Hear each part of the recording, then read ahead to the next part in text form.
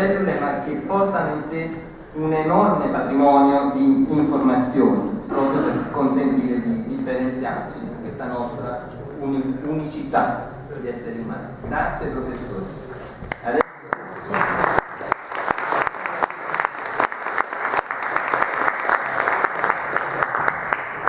Adesso la parola al dottor Astolfo Romano, statistico sociale di Monza di Livenza.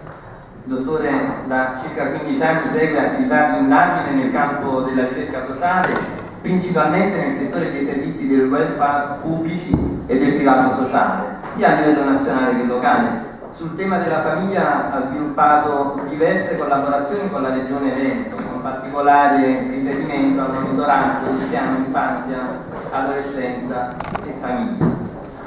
Contributo del dottor Astolfo dal titolo "Quale il futuro di una società senza padri e senza madri?". Ecco, grazie.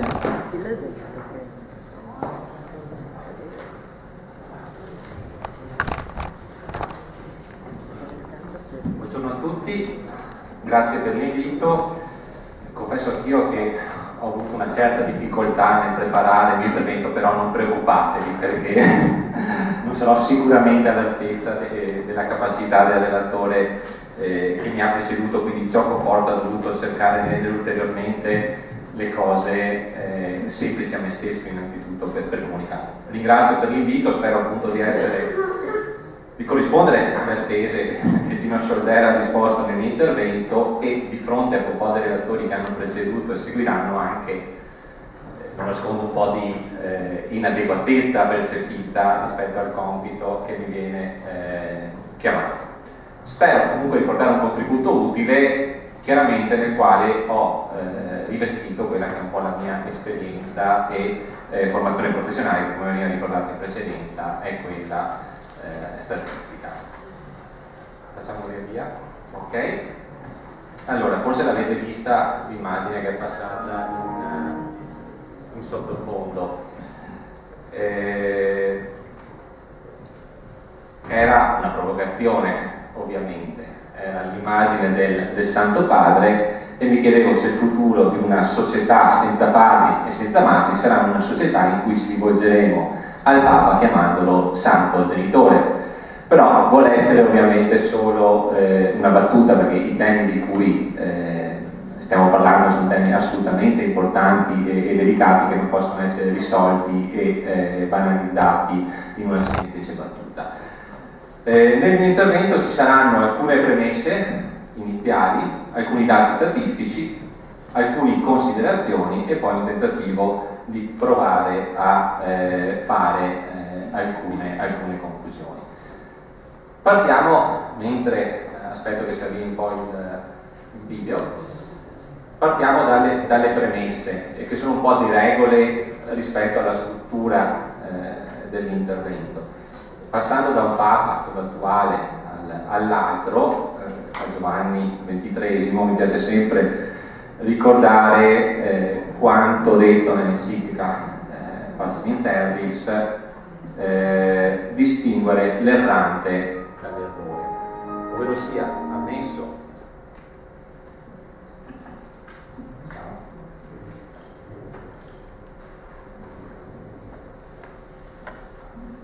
mutatis mutandis, sostanzialmente l'idea di dire un conto sono le posizioni che noi possiamo esprimere coerentemente con una formazione, con una cultura, con un credo. Un conto è l'attenzione e l'accoglienza che in ogni caso, in qualsiasi momento, va riservata a tutte le persone, a prescindere da quelle che possono essere le posizioni di cui sono portatori. Quindi da un certo punto di vista, da un lato il diritto di affermare da parte delle persone le idee,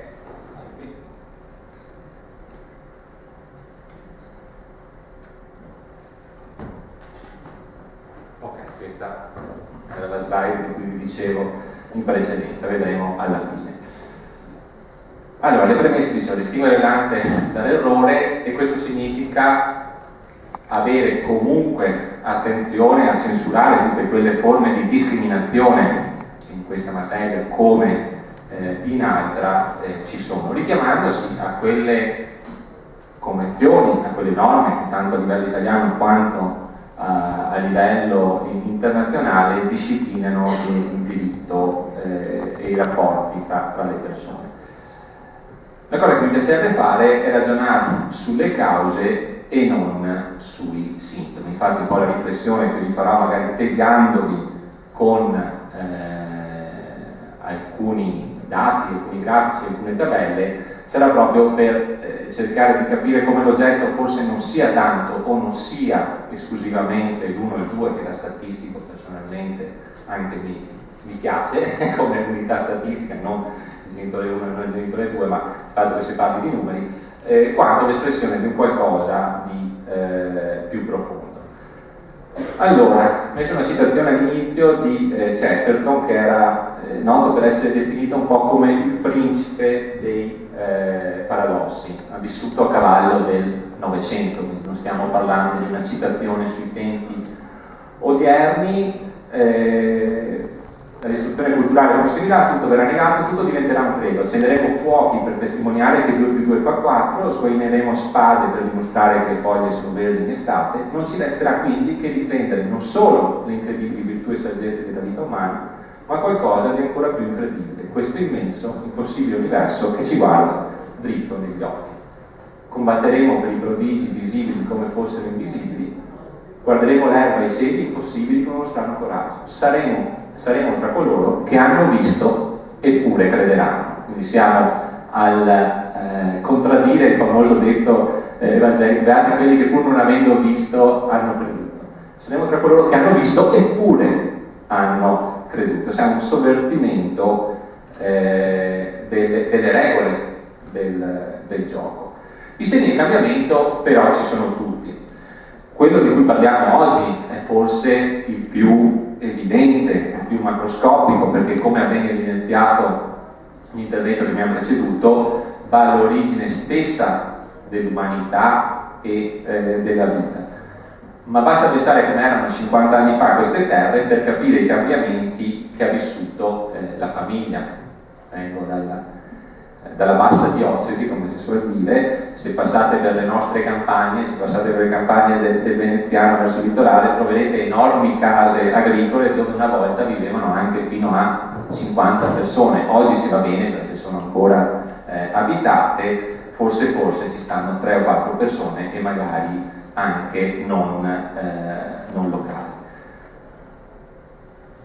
Quindi non so se saremo una società senza padri e senza madri, sicuramente saremo una società con molti nomi.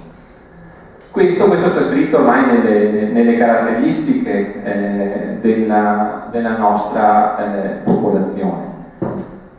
E la riduzione delle nascite, che è parzialmente spiegata da motivi economici, lo vedremo dopo in alcuni dati, a mio avviso spiegano il delta che abbiamo osservato, diciamo la contrazione che abbiamo osservato in questi ultimi anni, ma è indice essenzialmente di 2 fattori.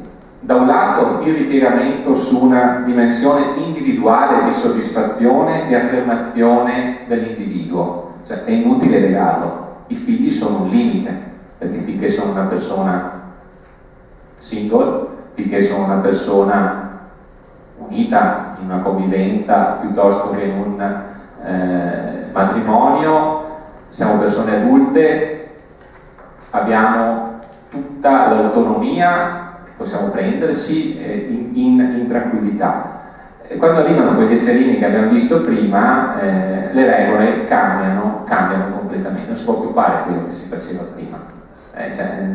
Dato di fatto, si può essere bravissimi, ma le giornate hanno 24 ore, i figli hanno delle esigenze che devono essere tenute in considerazione. Quindi, per dire come la radice dei problemi sia profonda. Dall'altro lato c'è una mancanza di fiducia, di speranza nel futuro, e su questo ritorneremo anche alla fine. Partiamo però da un dato di fatto, l'abbiamo visto bene nelle reazioni precedenti, tutti sulla Terra siamo stati generati da un uomo o da una donna, in qualunque maniera sia avvenuto il concepimento. Quindi direi che il primo rischio di una società senza padri e senza madri è che non ci sia più il loro prodotto, che non ci siano più i figli. Parlando di dati di fatto, cominciamo una piccola carrellata, molto breve, su alcuni numeri. Non ci raccontano, non ci dicono la verità, ma sicuramente ci aiutano a comprendere da dove veniamo, dove andiamo, a che velocità stiamo andando, e ci aiutano a capire anche questi cambiamenti culturali di cui stiamo parlando oggi. Questo grafico, vedete il numero di figli per donna in Italia dal 1946 al 2012. In questi anni, questi quasi 70 anni, il numero di figli per donna si è dimezzato da 3, il numero medio di figli per donna, a 1,5. Ma vedete che non è cominciato l'altro ieri il declino, è un trend assolutamente costante, se si esclude insomma la ripresa del baby boom degli anni 70. La linea orizzontale che vedete marcata in nero è posta a livello pari a 2,1, che non è una strusa formula statistica, ma è il tasso di sostituzione fra le generazioni, ovvero sia quello che ci assicura che la vita di una popolazione continui. Perché se stiamo parlando di un uomo e di una donna è pari a 2,1 e non è pari a 2? Perché esiste il famoso rapporto di mascolinità alla nascita, per cui su grandi numeri aggregati di popolazione è possibile riscontrare una prevalenza dei 106 maschi nati ogni 100 femmine. Ecco quindi che il rapporto di sostituzione sale a 2,1. Siamo sotto a questo livello dal 1976.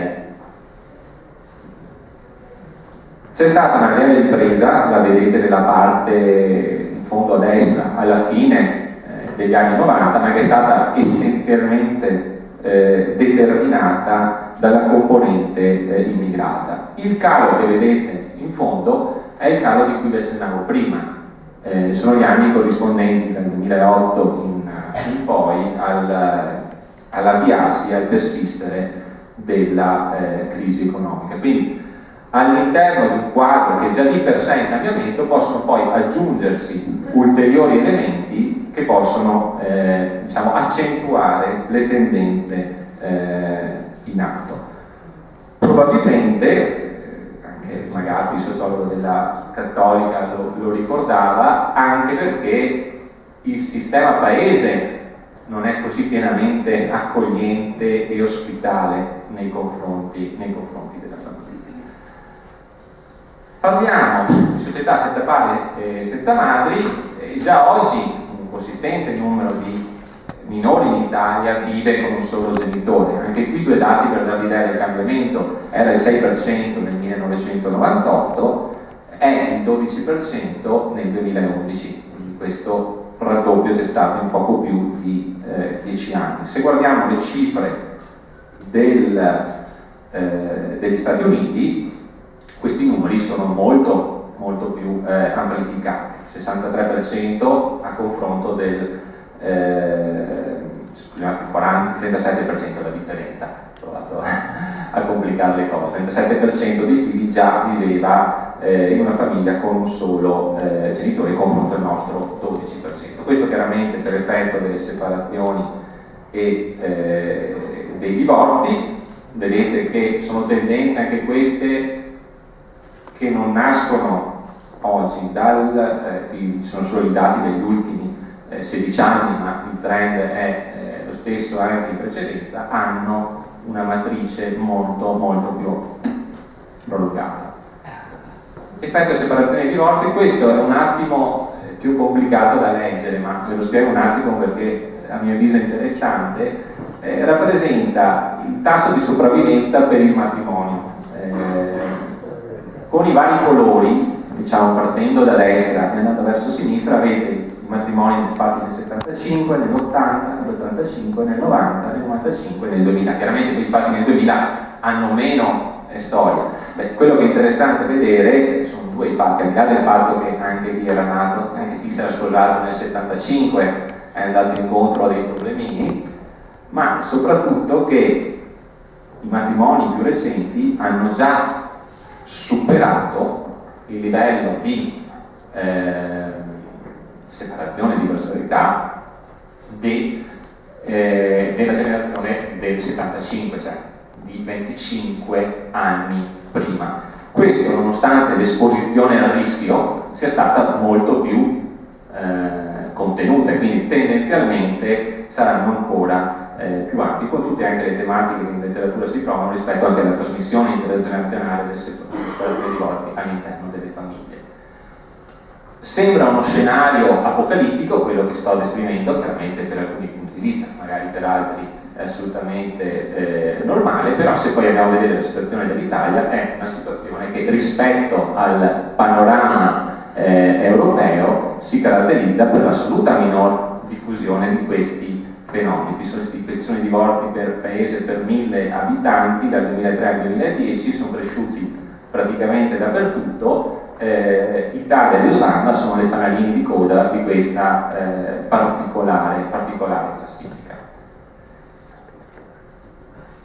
Matrimoni, separazioni, divorzi, calo di nascite, aumento delle diffusioni delle forme di unione diverse dal matrimonio.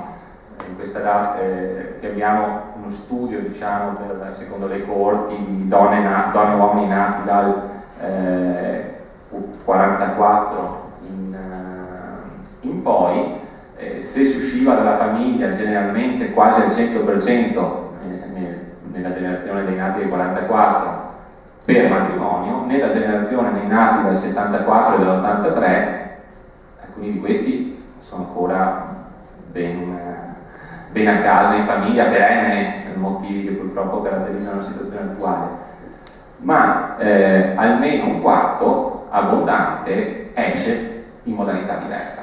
Cioè, la convivenza, l'unione libera, che può precedere o meno il matrimonio, può precedere o meno la nascita dei figli. Anche in questo caso il matrimonio, non ve la sto a spiegare, ma ve la racconto semplicemente. Fino a qualche anno fa, comunque se la tendenza era regolarizzare l'unione libera con l'arrivo del primo figlio, i dati statistici, quindi quello che sta accadendo fuori da queste porte, disegnano una realtà in cui questo non è detto che avvenga. E forse per questo pone anche alcuni dei problemi che stanno alla base del dibattito. Passiamo a fare alcune considerazioni. Questo è un articolo apparso sul Corriere della Sera il 28 febbraio 2014. Riguarda il tema dell'utero in affitto. Sapete, la legislazione italiana non permette questo, e quindi l'articolo parla di coppie che sono andate in uno stato estero e dopo chiaramente si è posto il problema del riconoscimento del figlio una volta che sono rientrati in Italia. Le sentenze dei giudici hanno riconosciuto i genitori acquirenti, scusate la parola, però in questo caso mi pare non descrivere perché ciò che è avvenuto al punto al loro rientro in Italia. Allora, la linea di tendenza l'abbiamo vista nei dati precedenti. Alcune di queste cose ci aprono diciamo un po' come dei fuochi d'artificio che illuminano il buio della notte e permettono di vedere fuori, e ci dicono abbiamo visto alcune tendenze, vediamo altri fatti che stanno accadendo, cosa ci aspetta nel futuro? Cioè, da un certo punto di vista ci sarà un futuro? Tenete presente che una delle principali argomentazioni che solitamente viene riportata a spiegare tanti fenomeni in cui dettagli non entro è possibile, è tecnicamente possibile, quindi si può fare. L'altra, che male c'è? Si fa del male a nessuno. Un'altra citazione, questo è un mio concittadino, primo presidente dell'Istat: le nazioni nella loro giovinezza hanno alti tassi di fertilità e natalità, poi con il benessere subentra la denatalità, a cominciare dalle classi sociali più elevate, donde lo stadio finale della decadenza, in cui le nazioni senescenti soccombono inevitabilmente nella competizione con quelle più giovani. Gli scenari erano altri, questo era nel periodo in cui attorno alla prima e la seconda guerra mondiale, quindi i riferimenti. Oggi per fortuna, spero, non dovremmo essere qui a parlare di nazioni che soccombono di fronte ad altre in termini militari, ma è per dare l'idea di quello che ci aspetta, se chiaramente non si avvia una riflessione che identifichi i problemi che giustamente vengono posti e sappia affrontarli in maniera corretta e coerente. Una società senza padri e senza madri quindi rischia seriamente di essere una società senza futuro, quello che dicevo prima, cioè perché viene a mancare quello che è il prodotto dell'unione dell'amore del padre e della madre, e quindi il figlio. Con due elementi fondamentali su cui bisogna lavorare. Da un lato c'è la tendenza ad andare verso un appiattimento del soddisfacimento del bisogno individuale, questo bisogno, non diritto, perché forse dovremmo interrogarci rispetto a che cosa sia un diritto o meno. E l'altro tema parimenti importante, che quello accennato anche in precedenza, che è la mancanza di progettualità per il futuro, di speranza, che poi è alla base di mettere su famiglia. Quindi si pone in maniera inderogabile oggi il problema delle regole. Quali regole?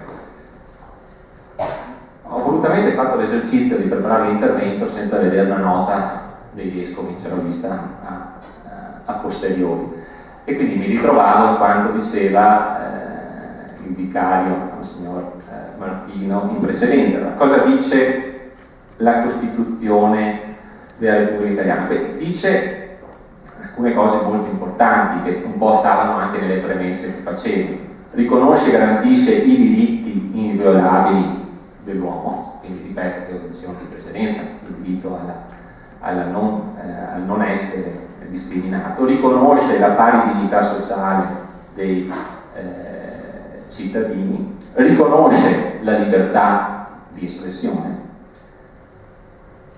All'articolo 29 riconosce i diritti della famiglia come società naturale fondata sul matrimonio. L'articolo 31, l'ho ripreso, c'entra moltissimo qua, ma c'entra con qualcosa che dirò dopo, agevola con misure economiche e altre provvidenze la formazione della famiglia e l'adempimento dei compiti relativi, con particolare riguardo alle famiglie numerose. Ma siamo in Italia, c'è Roma, c'è il Vaticano. Beh, andiamo a vedere cosa dice la Dichiarazione Universale dei Diritti Umani 1948, l'articolo 16 che era stato citato anche in precedenza. La famiglia è il nucleo naturale e fondamentale della società e ha diritto ad essere protetta dalla società e dallo Stato. Allora dobbiamo stare attenti, a mio avviso, a un rischio di passare dal principio della non discriminazione alla cosiddetta dittatura delle minoranze, o qualcosa che mi è sfuggito, della tecnica. Come dicevo prima, si può fare, quindi è giusto, è tecnicamente possibile, quindi si può fare. E il fatto della necessità di ragionare fra il principio di non discriminazione da un lato, ma anche dall'altro lato la necessità di fare chiarezza e di ribadire la centralità di quanto abbiamo visto affermato tanto nella Dichiarazione Universale dei Diritti Umani quanto nella nostra comunicazione, lo abbiamo nell'esempio della proposta delle organizzazioni dei comuni civili con l'equiparazione, diciamo, alla famiglia tradizionale, al matrimonio, scusate il refuso. Cioè, nuovamente un paradosso: chi rifiuta determinate regole vuole però i diritti, in qualche maniera, che quelle regole prevedono. Allora dobbiamo capirci, ci deve essere un principio di reciprocità, oneri, onori, diritti e doveri, anche perché se andiamo fine in fondo a vederlo, alcune scelte fiscali, tanto per mettere la mano nel taccuino, non necessariamente in questo momento stanno penalizzando le forme diverse del matrimonio. Pensiamo a come viene fatta la dichiarazione dei redditi, tanto per citarne una. Quindi, ed è per questo il motivo per cui ho messo anche l'articolo 31, perché le regole devono essere anche dopo coerenti fra di loro e coerenti anche nelle traduzioni operative che fanno. E quanto costa un figlio? Anzi, quanto valgono i figli? Per darvi l'idea della differenza tra le regole e i fatti. E questi sono dati Istat del 2011. Il contributo economico per il coniuge e i figli in caso di separazione o divorzio è pari, diciamo quello delle separazioni, 514 euro per il coniuge e 529 euro per i figli, e totale fa più di 1000 euro. Nel caso dei divorzi siamo intorno agli 800. C'è una premessa, una nota importante che è scritta sotto: per calcolare gli importi medi hanno tolto quelli sotto i 25 euro e hanno tolto anche quello di Berlusconi e la moglie, perché supera i 10.000 euro, altrimenti alterava un po' il calcolo. Comunque teniamoci in mente queste due cifre: circa 1000 per le separazioni, circa 800 sui divorzi. Direte voi, è giusto? Non lo metto assolutamente in discussione. Ma quanto vale un figlio all'interno di una famiglia che non ha sperimentato, per sua fortuna, questa esperienza? Beh, quando non ci sono gli avvocati di mezzo, queste sono le tabelle degli assegni familiari. Voi vedete che le cifre sono lontane anni luce da quelle che abbiamo visto in precedenza. È lo stesso figlio. Quindi dobbiamo interrogarci su come i principi che vengono sanciti trovino poi effettivamente una traduzione operativa. Potremmo fare esempi a iosa. Prima si parlava della legge 194, quante volte è stata disattesa la parte preventiva che è statuita nel disposto normativo, cioè il fatto che si dovrebbero mettere in atto tutte le azioni possibili per. Prima si parlava di procreazione medica assistita. I tempi di crisi che stiamo vivendo, dove cominciano a essere tagliati in regioni, non nel Veneto per fortuna, ma le difficoltà le sperimentate quotidianamente anche nel rapporto con la sanità locale, se si tratta magari di andare a fare una visita specialistica. Regioni che sono in piano di rientro, sono 9 su 21 regioni e province autonome d'Italia, non possono erogare servizi extra LEA. Alcuni di questi servizi extra LEA sono essenziali per la vita di determinati malati. Ora da un lato stiamo togliendo con la mano destra a questi, dall'altro lato stiamo con l'appropriazione medico assistita dando altri tipi di risposte.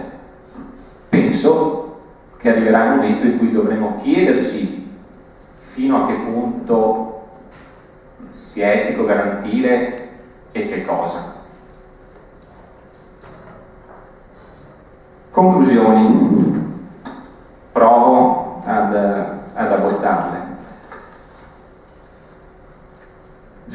1, genitore 2, madre e padre. Allora, la spiegazione che la consigliera comunale di Venezia, Camilla Servizi, da cui un po' mi pare sia partita la prima proposta del genitore 1 e genitore 2, dice in un'intervista che ho trovato in internet, l'idea di utilizzare termini come genitore 1 e genitore 2 nasce dal volere di rispettare tutti i bambini. Opinione chiaramente rispettabilissima. Ho solo un dubbio, mi piacerebbe una ricerca per capire quanto la modulistica comunale produca dei disturbi nella psiche delle nuove generazioni. Allora, passatemi chiaramente la battuta, cioè, parliamo del problema ben volentieri, ma non utilizziamo in maniera strumentale chi non ha la possibilità di dire la sua su questo. Tra l'altro trovo anche che il problema dal punto di vista etimologico, fra virgolette, sia mal posto. Siccome in politica insegnava il buon Andreotti, a pensare male si fa peccato, ma spesso si azzecca, provo a spiegare. Se noi andiamo nel dizionario, alle parole madre e padre troviamo rispettivamente madre, donna che ha generato dei figli, femmina che ha partorito, ciò da cui una cosa procede. Se guardiamo padre troviamo uomo che ha generato dei figli. Se andiamo alla dizione di genitore troviamo colui che genera, che procrea, che dà la vita. Quindi sono assolutamente, da questo punto di vista, dal punto di vista etimologico, dei sinonimi. Allora mi viene da dire e mi viene da pensare che non sia solo una questione di termini, ma mi pare che un po' sia stata anche bene nucleata dagli interventi introduttivi.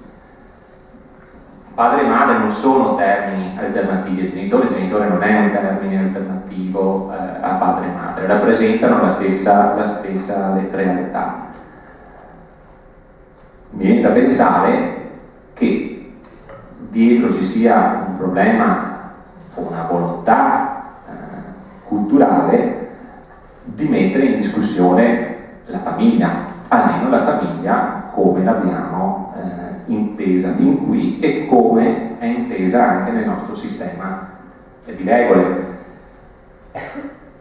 Però, diceva prima l'onorevole Canzan, la discussione in Parlamento europeo non è finita a 10-0 o 10-1,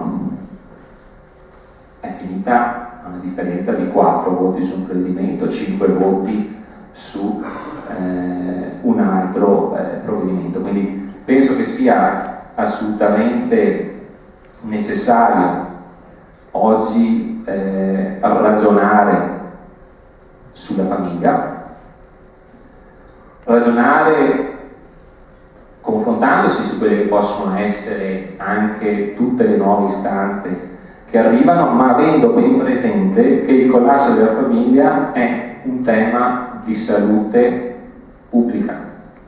Cioè, senza una famiglia, la società, le nostre società non vanno avanti. Il matrimonio non esiste per garantire la sensibilità dei coniugi, ma per consentire la costruzione di comunità familiari alle quali la società, per mezzo dello Stato, affida i progetti intergenerazionali di convivenza. Come quindi provare a uscire da questo problema che abbiamo visto essere connaturato alle caratteristiche dei nostri trend demografici? Dobbiamo ripartire dalla famiglia come luogo di riproduzione sociale e di relazione fra i sessi e le generazioni. Sono un po' le parole di Donati che erano state ricordate anche in precedenza. Bisogna ripartire dalla famiglia, però facendolo seriamente, non facendolo a parole, ma in maniera concreta. Si può fare, sì. Chiudo con un altro paradosso. Questa è una copertina del Newsweek del 1992, in cui si rappresenta la distribuzione delle regioni italiane, nelle regioni italiane di due variabili.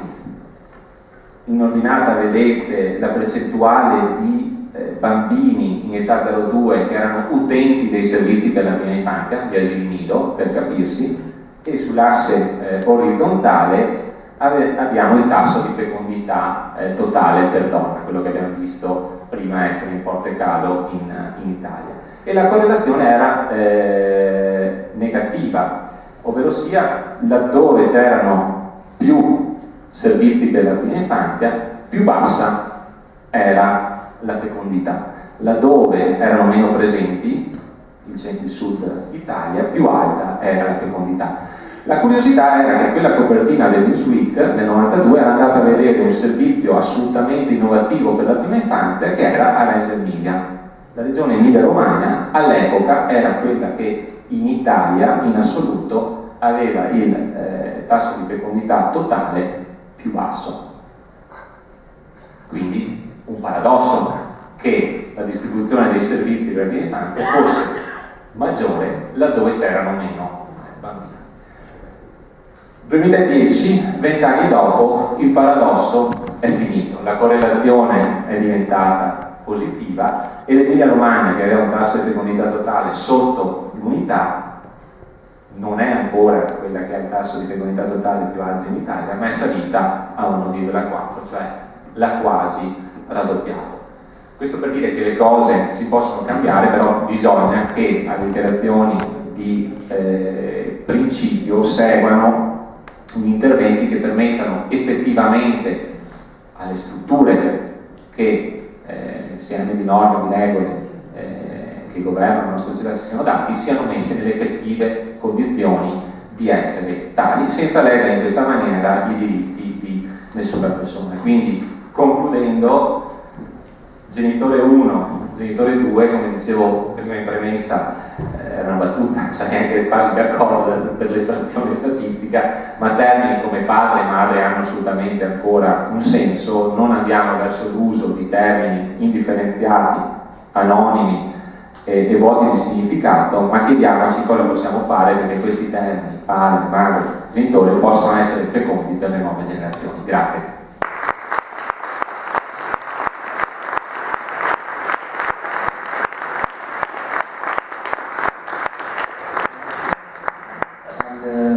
Al dottor Romano, e adesso dedichiamo qualche minuto a interventi se qualcuno ha qualche domanda da fare ai due relatori, e poi faremo un coffee break per poi riprendere i lavori alle